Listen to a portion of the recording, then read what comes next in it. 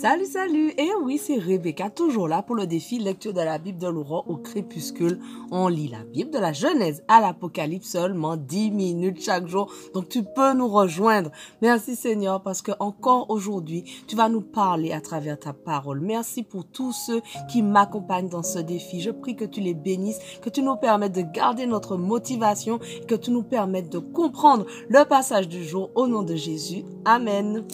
Alors, on continue donc dans 2 Samuel 21. 2 Samuel 21. Pendant le règne de David, une famine sévit pendant 3 années. David en demanda avec instance la raison à l'Éternel, et l'Éternel lui répondit. Cela arrive parce que Saül et sa famille sanguinaire ont fait périr les Gabaonites. Le roi convoqua les survivants des Gabaonites pour leur parler. Les Gabaonites n'étaient pas des Israélites, mais ce qui restait des Amoréens. Les Israélites s'étaient liés à eux par un serment. Malgré cela, Saül avait cherché à les exterminer dans son zèle nationaliste pour les Israélites et les Judéens. David demanda aux Gabaonites, « Que puis-je faire pour vous? Comment pourrais-je expier le mal que vous avez subi afin que vous bénissiez le peuple qui appartient à l'Éternel? » Les Gabaonites lui répondirent, « Ce n'est pas avec de l'argent ou de l'or que pourra se régler notre différend avec Saül et sa famille. Il ne nous appartient pas de faire mourir quelqu'un en Israël. » Le roi leur dit, « Que demandez-vous donc? Je ferai pour vous ce que vous demanderez. » Ils répondirent au roi, « Cet homme voulait nous exterminer et il avait projeté de nous faire disparaître de tout le territoire d'Israël. Livre-nous donc 7 de ses descendants et nous les pendrons devant l'Éternel à Gibéa où résidait Saül, l'élu de l'Éternel. » Le roi déclara, « Je vous les livrerai. » Mais le roi épargna Méphi-Bosheth, fils de Jonathan, petit-fils de Saül, à cause du pacte qu'il avait conclu par serment au nom de l'Éternel avec Jonathan. Il fit donc arrêter Harmonie et Méphi-Bosheth, les 2 fils que Ritzpa, fille d'Aya, avait donnés à Saül, ainsi que les 5 fils que Mérab, fils de Saül, avait donnés à Adriel, fils de Barzillai de Méola. Il les livra aux Gabaonites qui les pendirent sur la colline devant l'Éternel. Tous les 7 succombèrent ensemble. Ils furent mis à mort au premier jour de la moisson, au début de la récolte de l'orge. Alors, Ritzpa, fille d'Aya, prit son habit de toile de sac et l'étendit sur le rocher. Elle demeura là depuis le début de la moisson des orges jusqu'à ce que tombent les pluies d'automne.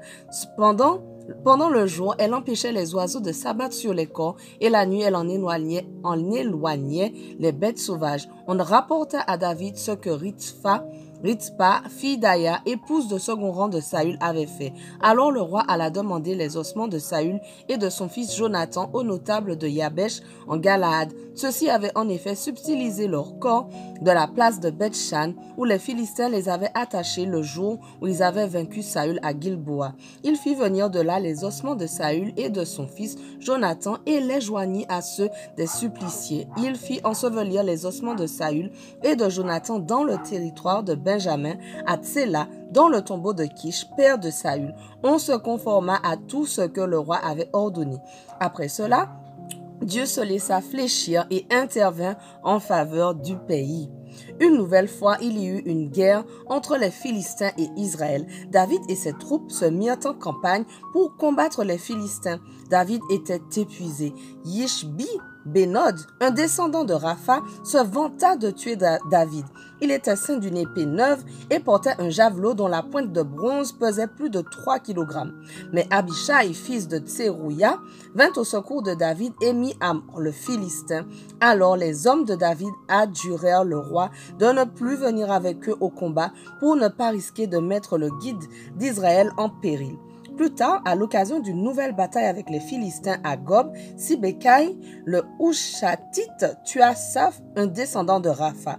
Lors d'un autre combat contre les Philistins à Gob, Elhanan, fils de Yahé-Oregim de Bethléem, tua Goliath de Gath qui avait une lance dont le bois était aussi gros que le cylindre d'un métier à tisser. Dans une autre bataille à Gath, un champion, lui aussi descendant de Rapha et qui avait 6 doigts à chaque main et à chaque pied, c'est-à-dire 24 en tout, lança un défi à Israël. Jonathan, fils de Chiméa, le frère de David, le tua. Ces 4 descendants de Rapha nés à Gath succombèrent devant David et ses hommes. 2 Samuel 22. David adressa à l'Éternel les paroles de ce cantique lorsque l'Éternel l'eut délivré de tous ses ennemis et en particulier de Saül. Il dit ceci: L'Éternel est ma forteresse, mon rocher, mon libérateur. Il est mon Dieu, le roc solide où je me réfugie. Il est mon sauveur tout-puissant, mon rempart et mon bouclier. Mon asile est en lui. Toi, mon sauveur, tu me délivres des hommes violents. Loué soit l'Éternel quand je l'ai appelé.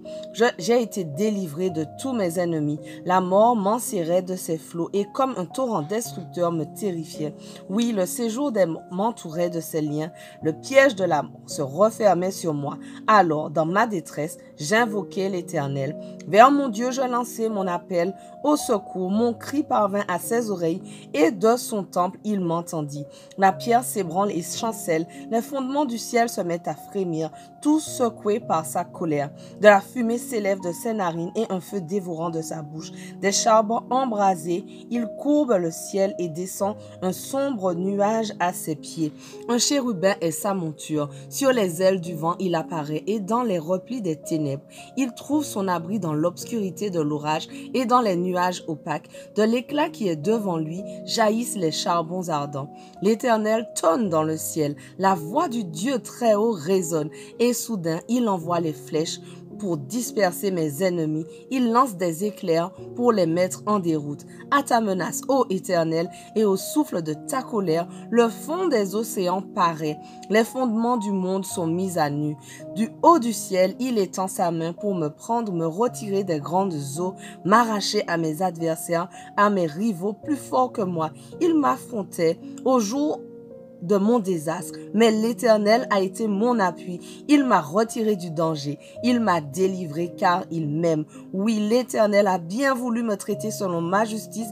Il a vu que mes mains sont pures. L'Éternel m'a récompensé puisque je suis resté fidèle aux voies qu'il a prescrites. Je n'abandonne pas mon Dieu pour m'adonner au mal. J'ai toujours ses lois sous mes yeux.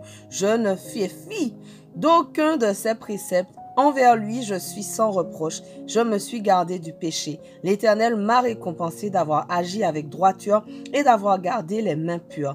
Avec celui qui t'est fidèle, tu es fidèle. Avec qui est irréprochable, tu es irréprochable. Et avec celui qui est pur, tu es toi-même pur. Mais avec les vauriens, tu montres ton habileté. Ceux qui sont humbles, tu les sauves. Tu regardes les orgueilleux et puis tu les abaisses. Tu es ma lampe, ô Éternel. Tu illumines mes ténèbres. Avec toi, je me précipite sur une troupe bien armée. Grâce à toi, je franchis les murs.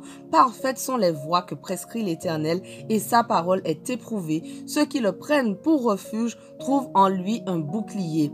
Qui est Dieu sinon l'Éternel? Qui est un roc? C'est notre Dieu. C'est Dieu ma place forte. Il me trace un chemin parfait. Grâce à lui, comme une gazelle, je cours et me maintiens sur les hauteurs. C'est lui qui m'entraîne au combat et me fait tendre l'arc de bronze. Ta délivrance me sert de bouclier. Par ta solitude, tu me rends fort.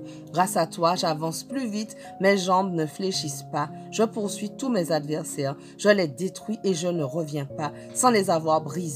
Je les achève et je les frappe. Aucun ne se relève. Ils sont étendus sous mes pieds. Tu me rends fort pour le combat. Tu fais plier mes agresseurs. Les voilà à mes pieds. Tu mets mes ennemis en fuite. Ceux qui m'en veulent sont brisés. Ils ont beau crier au secours, personne ne vient à leur aide. Et s'ils appellent l'Éternel, celui-ci ne leur répond pas. Je les réduis en poudre, je les piétine, je les foule comme de la boue dans les rues. En face d'un peuple en révolte, tu me fais triompher. Tu me maintiens, chef des nations. Un peuple qu'autrefois je ne connaissais pas, mais maintenant soumis. Oui, des étrangers me courtisent au premier mot. Ils m'obéissent. Les étrangers perdent courage. Tremblants, ils quittent leur bastion. Dieu est vivant, qu'il soit loué. Lui qui est mon rocher, que l'on proclame la grandeur de Dieu, le rocher qui me sauve. Ce Dieu m'accorde ma revanche. Il abaisse sous moi des peuples. Tu me fais échapper aux ennemis. Oui, tu me fais triompher d'eux et tu viens m'arracher aux hommes violents. Aussi, je publie tes louanges éternelles parmi les nations. Je te célèbre par mes chants pour son roi. L'Éternel opère de grandes délivrances. Il traite avec bonté celui qui a reçu l'onction, David et sa postérité pour toute éternité. Voilà, notre passage du jour touche à sa fin, mais on continue dès demain. Sois au rendez-vous. Allez, sois béni.